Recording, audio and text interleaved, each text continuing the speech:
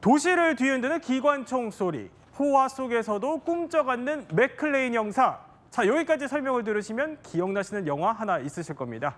바로 이 영화죠. I thought I told all of you I want radio silence. Sorry, I didn't get that message. Channel is reserved for emergency calls only. Do I sound like I'm ordering a pizza? Send my boy here. You're gonna put a whooping on him. Really? Really?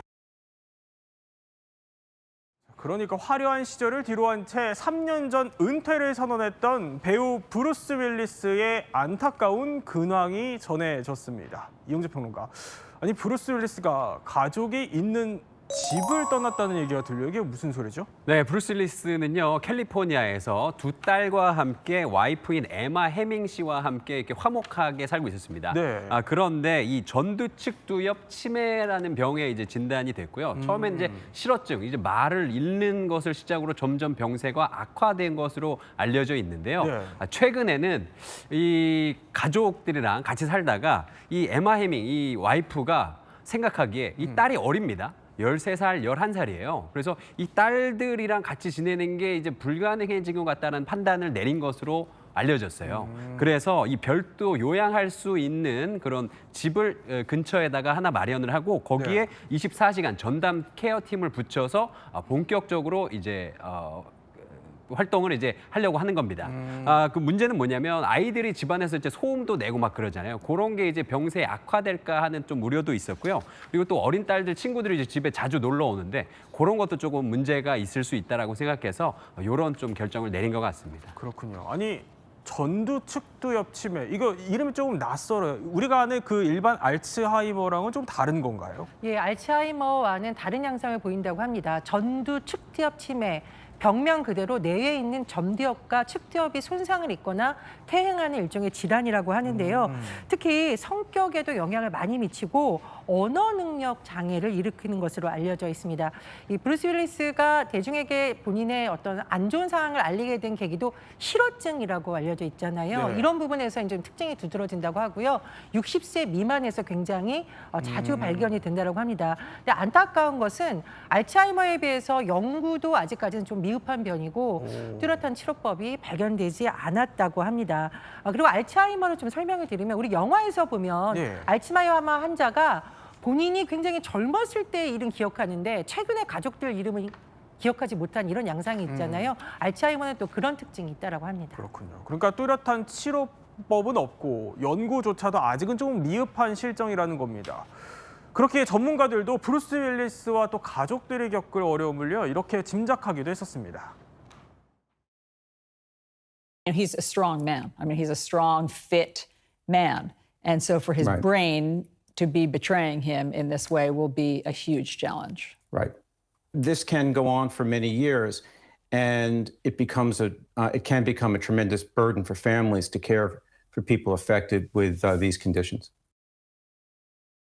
그럼 지금 브루스 윌리스는 지금 정확히 어떤 상태인 거죠? 네, 이제 아내인 엠마 해밍의 말을 조금 인용을 해야 될 것 같습니다. 진단 받기 전부터도 이 초기 증상, 그러니까 원래는 무척 활기차고 말이 많은 사람이었는데 점점 이제 말수가 줄어들고 조용해졌다라고 합니다. 그리고 이 전축두엽 치매를 진단받은 현재 뇌 기능이 서서히 무너지고 있어서 언어 능력이 이제 줄어들고 있다라고 합니다.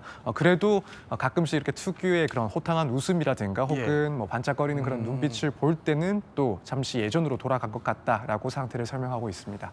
근데 브루스 윌리스 하면 또 떠오르는 인물이 있어요. 바로 그 데미 무어인데 이혼 후에도 그래도 사이좋게 지내지 않았었어요? 그러니까 진정한 헐리우드 커플이다라는 얘기를 할 정도로 또 유명합니다. 사랑과 영혼의 데미 무어 그리고 브루스 윌리스는 1987년에 결혼해서 세 딸을 두고 13년간의 결혼 생활을 마치고 각자 이혼한 뒤 또 재혼을 했어요.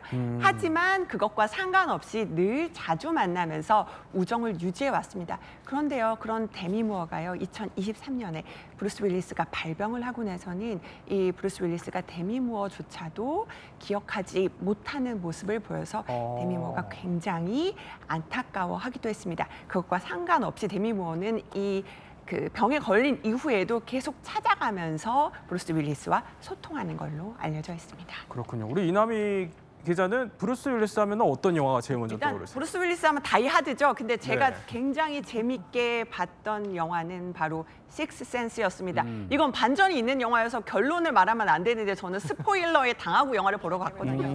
그럼에도 불구하고 자, 브루스 윌리스가 정말 자신이 죽었지만 죽은지 모르는 의사로 나왔었잖아요. 그래서 굉장히 반전이 있었던 재미있던 영화로 기억을 합니다. 우리 이용재 평론가는 뭐 떠오르세요? 다이아드의 가장 유명한 대사죠. 이피카이에이가 있습니다. 그래서 악당들을 끝장내려는 그 결정적인 순간에 이피카이에를 탁 외치는데 네. 그게 완전 킥이었죠.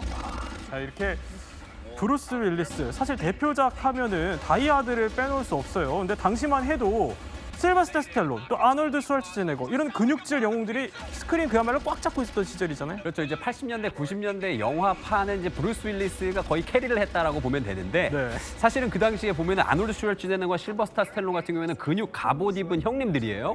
근데 이 형님들이 어떤 영화를 찍었냐? 막 지구 평화를 위해서 막 테러리스트들이랑 싸우는 막 이런 영화를 찍었어요. 네. 근데 브루스 윌리스가 했던 다이아드는 조금 느낌이 달랐던 게 막 거의 대머리 같은 아저씨가 은퇴 직전에 경찰이래요. 네. 근데 그 사람이 뭐 하려고 하냐면 별거 중인 아내를 구하려고 하는 이런 영화를 찍은 거예요. 그러니까 사실은 굉장히 서민적이잖아요. 네.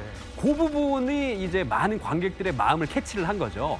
그래서 그것 때문에 다이하드가 모든 그 액션 영화들 다 물리치고 그 당시에 1위를 할 수 있었다라고 볼 수 있습니다. 이렇게 뭐 강인한 모습으로 사실 우리 곁에 오래오래 남아주기를 바라는 팬분들 상당히 많을 것 같아요.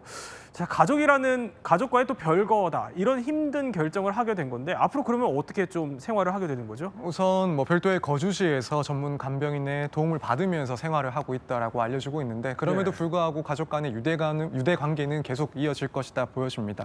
지금 뭐 아내 해밍의 이야기에 의하면 이제 남편이 살고 있는 그 집을 아침 저녁으로 방문을 하고 있다라고 하고 또 딸들 역시도 자주 방문을 해서 함께 시간을 보낸다라고 합니다. 그래서 이 부인의 이야기를 들어보면 그는 아직까지도 건강하고 단지 이제 뇌 기능이 저하되고 있을 뿐이다. 우리는 그에 맞춰서 적응을 했고 또 소통하는 방법을 찾았다라고 이야기를 했습니다. 네.